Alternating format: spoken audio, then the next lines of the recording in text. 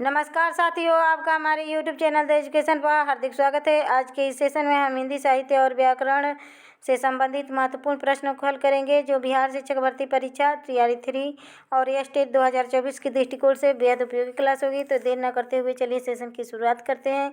अगर चैनल पर पहली बार विजिट किए होंगे तो आपसे नम्र निवेदन है, सेशन को लाइक कर दीजिएगा। सेशन पसंद आए तो चैनल को सब्सक्राइब कर लीजिएगा और अपने दोस्तों में शेयर कर दीजिएगा। बेल आइकन को भी प्रेस कर लीजिएगा, जिससे रोज क्लास का नोटिफिकेशन आप तक पहुंच सके।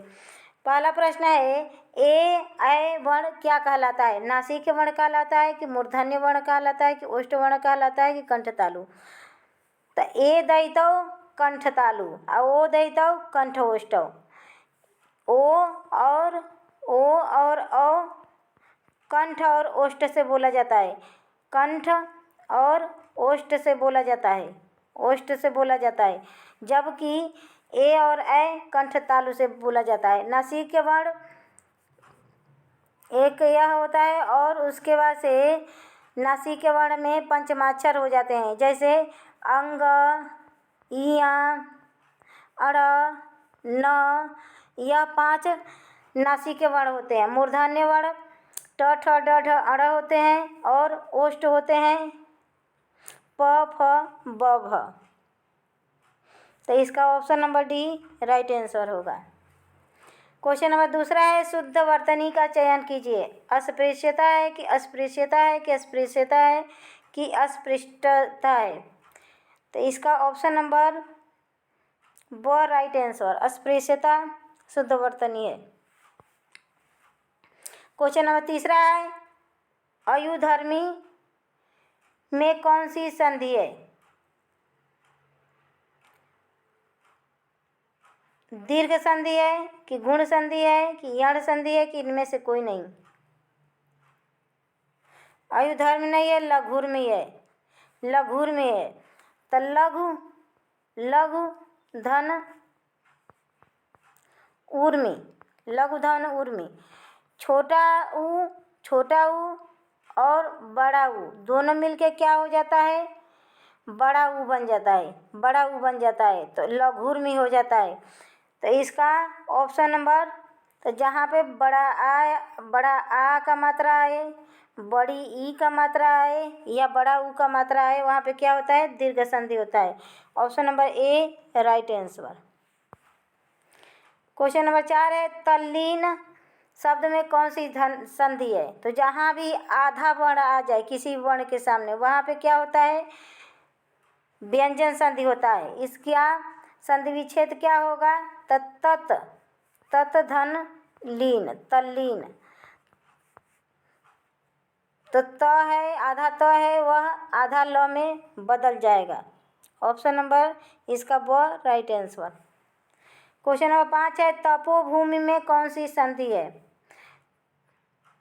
स्वर संधि है कि व्यंजन संधि है कि विसर्ग संधि है कि यण संधि है? तो तपोभूमि, एक बड़ा ओ समझ के ओ लग जाता है, एक मात्रा, वहाँ पे गुण संधि होता है।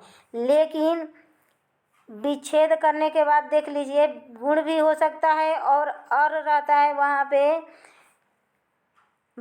विसर्ग संधि भी हो सकता है। तो तप धन भूमि, तपोभूमि, ये विसर्ग ओ में परिवर्तित हो गया है। तो इसका क्या हो गया? Option number C right answer. Question number 6 है, प्रख्यात में प्रयुक्त उपसर्ग है? प्र है कि त है कि प्रख है कि आत है? तो अति उपसर्ग होता है, आत उपसर्ग नहीं होता है, प्रख उपसर्ग और त उपसर्ग नहीं होता है। तो option number A right answer, प्रधन ख्याति, प्रख्याति। सावधानी शब्द में प्रयुक्त प्रत्यय है? तो मूल शब्द निकाल लीजिए, किसी भी प्रत्यय को पहचानने के लिए मूल शब्द निकाल लीजिए। तो मूल शब्द क्या है? सावधान है, सावधान। सावधान में ई प्रत्यय लग गया है, बड़ी ई, तो इसको क्या बन गया है? सावधानी बन गया है। Option number A right answer. Question number 8 है, आजन्म। आजन्म में कौन सा समास है? कौन सा समास है? कर्मधारय है कि तत्पुरुष है कि अव्ययी भाव है कि सभी है। तो आ जन्म, आ क्या है, एक अव्यय शब्द है या उपसर्ग है। तो उपसर्ग अव्यय पूर्व पद में रहता है तो वहाँ पे क्या रहता है, अव्ययी भाव समास होता है। Option number C right answer. Question number 9 है, देह लता में समास बताइए। बहुव्रीहि है कि द्विगु है कि तत्पुरुष है कि द्वंद्व है। देह रूपी लता, तो अलंकार पूछे देह लता में तो रूपक अलंकार, और समास पूछ रहा है तो देह रूपी लता, तो देह क्या है, विशेष्य है, और लता क्या है, इसकी विशेषता बता रहा है। तो विशेषण विशेष्य इति बहुला कर्मधारय, कर्मधारय समास इसमें है। तो इसका option number D right answer, कर्मधारय समास है। क्वेश्चन नंबर 11 है, यौगिक शब्द कौन सा है, पंकज है कि पाठशाला है कि दीन है कि जलज है। तो देखिए जलज और पंकज दोनों क्या है, कमल के पर्यायवाची हैं, कमल के पर्यायवाची हैं। तो पर्यायवाची शब्द या देवताओं के नाम किस में आते हैं, योग रूढ़ में आते हैं, योग रूढ़ शब्द में आते हैं। ये दोनों क्या है, योग रूढ़ है, ये दोनों क्या है, योग रूढ़ है। जबकि दिन रूढ़ शब्द है, दिन क्या है, रूढ़ शब्द है। जिस रूढ़ शब्द उसे कहते हैं जिसका खंडन नहीं किया जा सकता। अयौगिक शब्द वह शब्द होता है जो दो शब्दों से मिलकर बना होता है और उसका पृथक पृथक अपना एक महत्वपूर्ण अर्थ होता है। तो पाठशाला, पाठ धनशाला, पाठशाला। क्वेश्चन नंबर 11, विभावरी किस प्रकार का शब्द है, तस्तम है, तद्भव है, देशज है कि संकर है। बीती विभावरी जागरे, अंबरपन घट पे डूबो रही, ये कविता आप पढ़े होंगे। तब विभावरी रात्रि का पर्यायवाची है। विभावरी क्या है, रात्रि का पर्यायवाची शब्द है। तो यह तत्सम शब्द है। Option number A right answer. Question number 12 है, लिंग किस भाषा का शब्द है, अंग्रेजी भाषा का है कि संस्कृत भाषा का है कि उर्दू भाषा का है कि हिंदी भाषा का। तो लिंग संस्कृत भाषा का शब्द है। पुल्लिंग स्त्रीलिंग, लिंग 2 प्रकार का होता है हिंदी में और संस्कृत में 3 प्रकार का होता है। क्वेश्चन नंबर 13 है, पाड़ी शब्द में कौन सा लिंग है, ये पाड़ी नहीं है, पाड़ी है। पाड़ी मीन्स क्या होता है, हाथ, हाथ या कर का पर्यायवाची शब्द है पाड़ी। तो पाड़ी क्या है,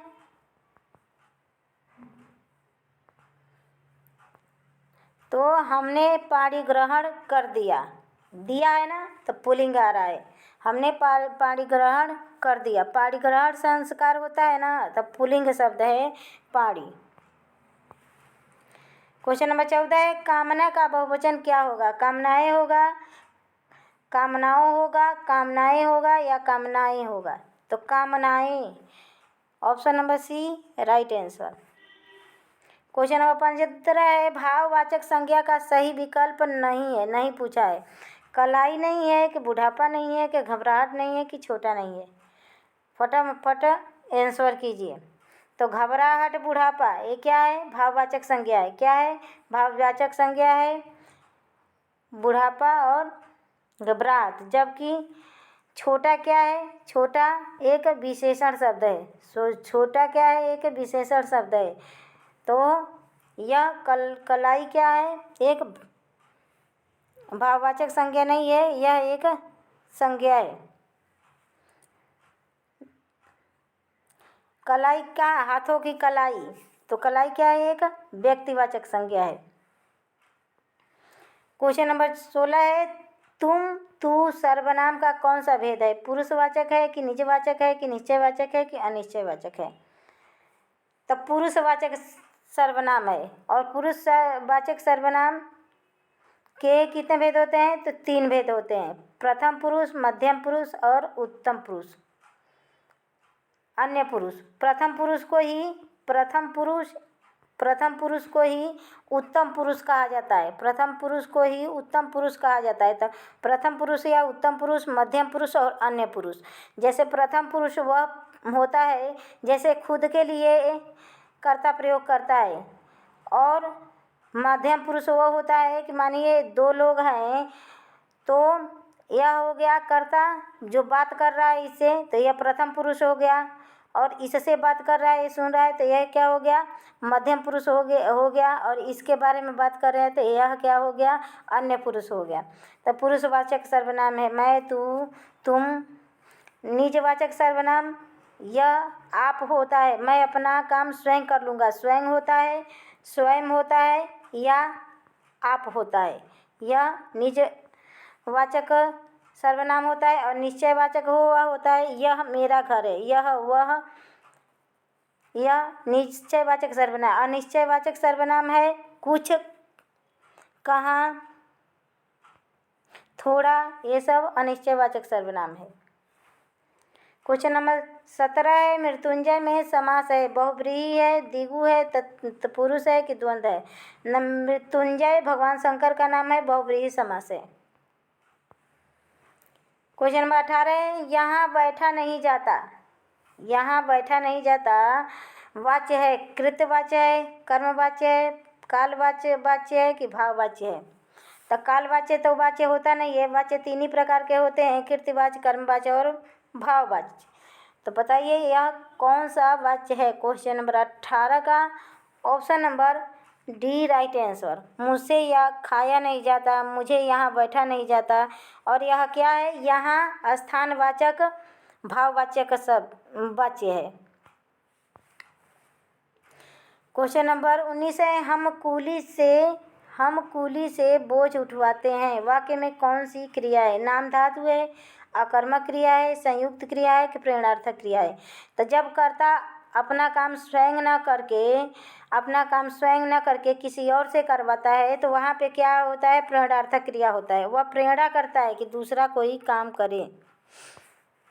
क्वेश्चन नंबर 20 है, रामलीला का मंचन वहाँ से हो रहा है। इस वाक्य में क्रिया विशेषण का कौन सा भेद है। स्थानवाचक क्रिया विशेषण है कि परिमाणवाचक क्रिया विशेषण है कि रीतिवाचक क्रिया विशेषण है कि कालवाचक क्रिया विशेषण है। तो रामलीला का मंचन वहाँ से हो रहा है। वहाँ क्या है, एक स्थान है, मतलब वहाँ मतलब किसी गांव के स्थान का नाम समझ लीजिए, तो स्थानवाचक क्रिया विशेषण है। Option number A right answer. Question number 21 है, उपवन में सुंदर फूल खिले हैं। रेखांकित पद में विशेषण है। सुंदर क्या है, तो सुंदर गुणवाचक विशेषण है।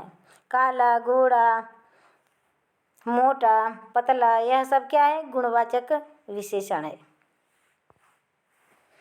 क्वेश्चन नंबर 22 है, हमारे विद्यालय में 400 विद्यार्थी हैं। रेखांकित पद क्या है, 400 विद्यार्थी।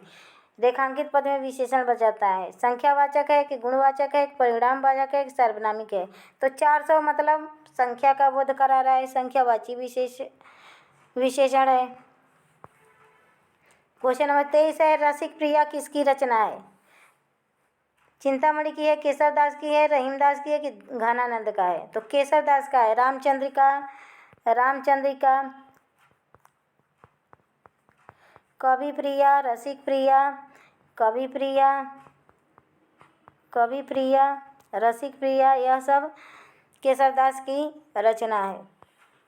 क्वेश्चन नंबर 24 है, शिवा बावनी किसकी रचना है। तो शिवा बावनी भूषण की रचना है।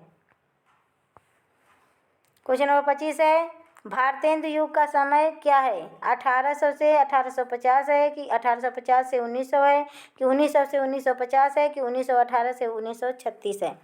फटाफट आंसर कीजिए। क्वेश्चन नंबर 25 का option number B right answer. 1850 से 1900 के काल को भारतेंदु युग का समय काल माना जाता है। क्वेश्चन नंबर 26 है,